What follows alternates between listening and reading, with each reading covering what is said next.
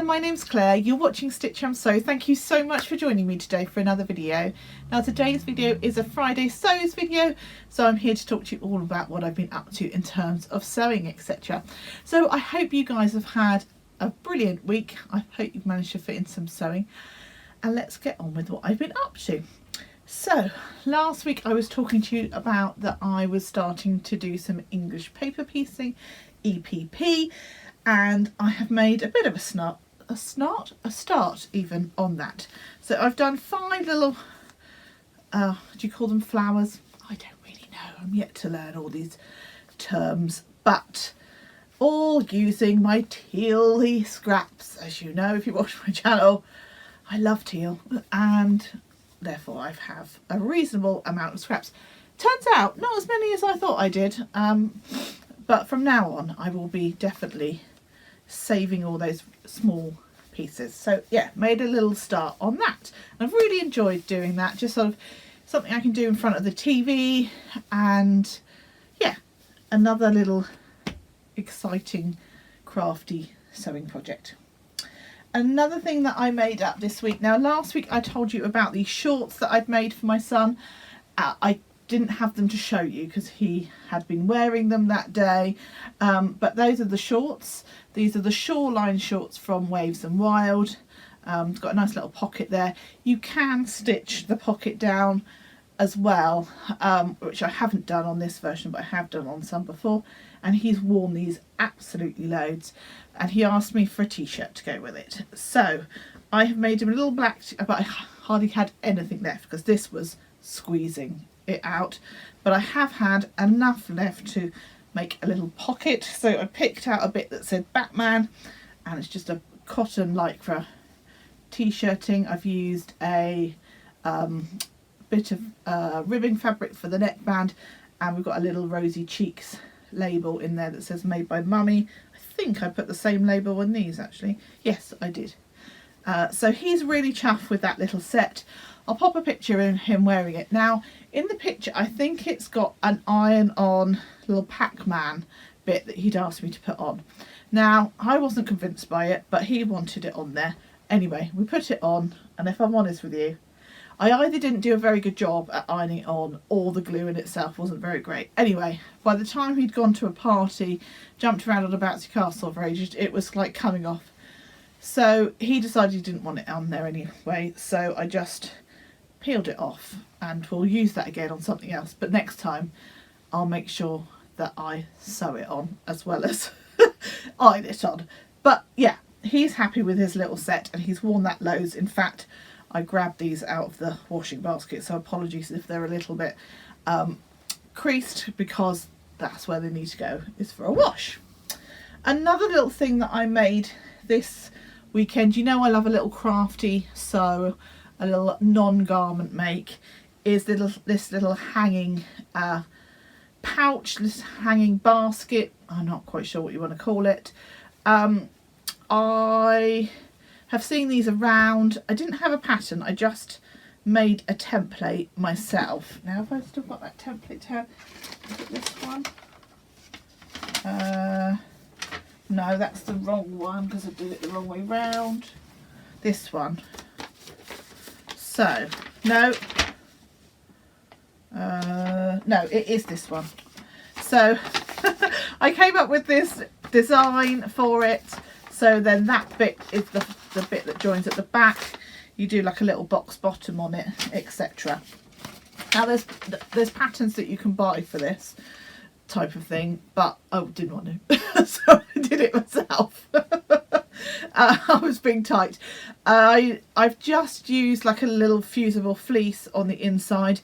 Next time I'd probably use a fusible foam. I'd also make this hanging loop a bit shorter. It doesn't need to be that long, and maybe try it in different sizes, but that was just me having a little play. So yeah, this is it, that one? No, it's this one is the template. So you need your higher end at the back. So if anybody is interested, that's the sort of shape you need. So yeah, that's another little thing that I've got sewn up. I've also been working on my Sew April blouse make, which is nearly done. I just need to do the sleeves. So we're nearly there with that, and I will talk to you about that more in another video. I've bought a few fabrics last week. We went to Southampton and we went to Fabricland, and I also went to John Lewis. And so I've picked up 3 fabrics that I thought I'd share with you. Now the first one, my youngest son chose. He's very much of his own mind when it comes to his clothes and what he likes, so he chose this completely by himself. It's been washed now, so it's ready for me to cut out, and it's this toucan fabric, and he wants like a buttoned shirt with it. Now I don't think I've ever made anything for either of my boys that isn't stretch fabric, because they've never particularly shown that much interest in wearing stuff that isn't stretchy. Plus, you know, it's easy to sew, it sews up really quickly, and they grow out of stuff so fast that normally I don't go for like woven fabric with them. However, he decided that's what he really wanted. He's got a few sort of button up short sleeve shirts in his drawers, and that's what he decided he wanted. So I'm going with the sunset shirt from Waves and Wild, and there's various different views. Now you can do this from baby preemie size, I think it is, right up to age 12, so should be a good kind of longevity to the pattern. You can do one that is has got like a button placket at the bottom for like babies, which is really cute. You can do like a one with like a collar and a collar stand, one with just the collar stand, like a granddad style shirt. So yeah, it's quite versatile, and you can do long sleeves or short sleeves. I'm just going to do a short sleeves shirt, so much like this little cutie on the front here. Not sure how well that's going to show up, but yeah, just a short sleeve sort of standard shirt. So, and we've picked out some little red buttons that will pick out the red in the toucan's bill, and so yeah, that was one of my makes, well, one of my plans.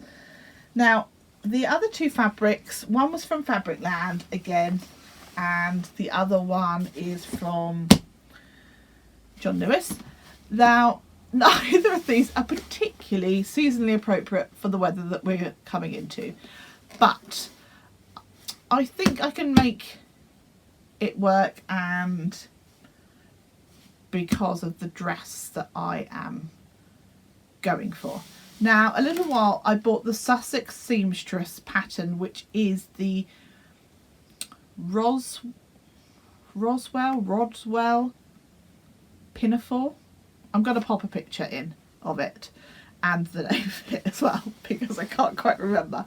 Now, I really liked the design of this, and I think you could wear it with t-shirts underneath, or you could wear it in the summer without. And so I was looking for a fabric. Now it suggests kind of like heavier weight fabrics to it, like a denim or a canvas or a drill, something along those lines. So I was in Fabricland, and I came across this fabric. Now it's a cotton drill fabric.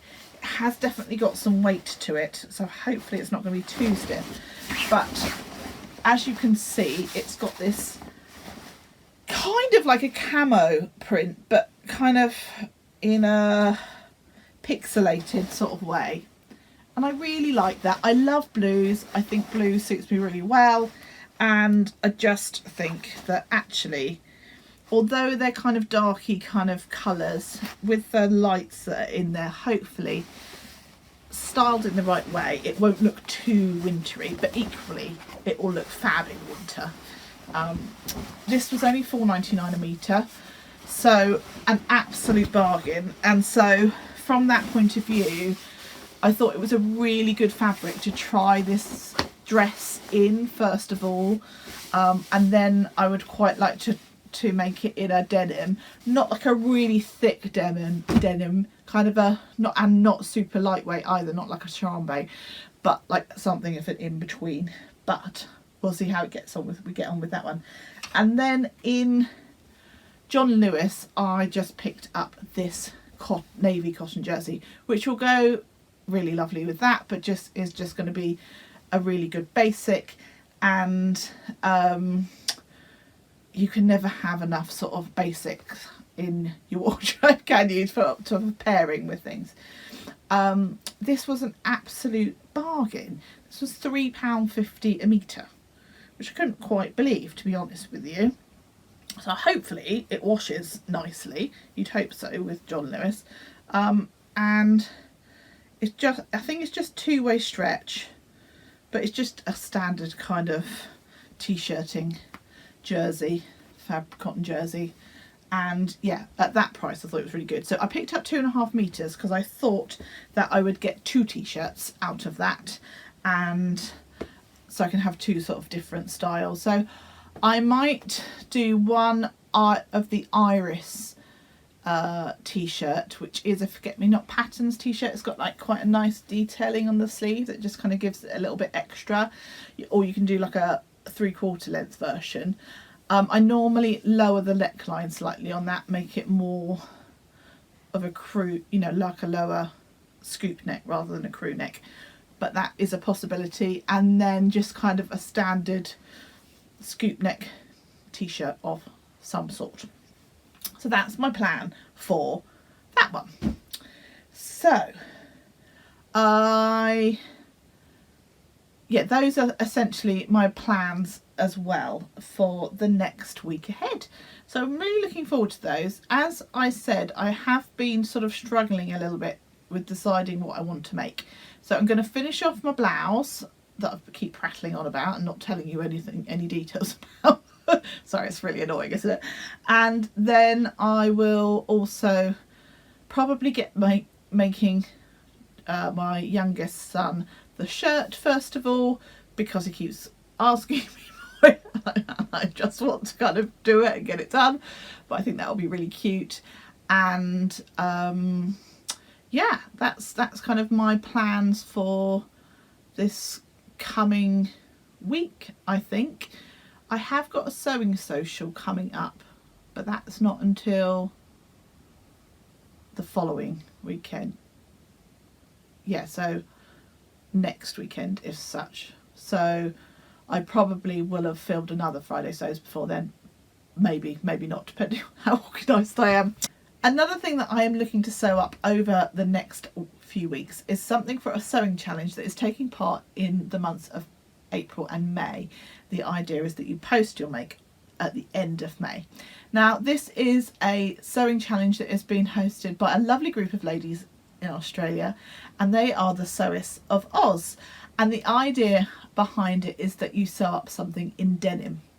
Now obviously in Australia they are going into their autumn months, and so denim is particularly appropriate for their time of year, but I am a true believer that denim is for any time of year. I wear a denim jacket all summer long, and so nothing can be kind of more appropriate as far as I'm concerned.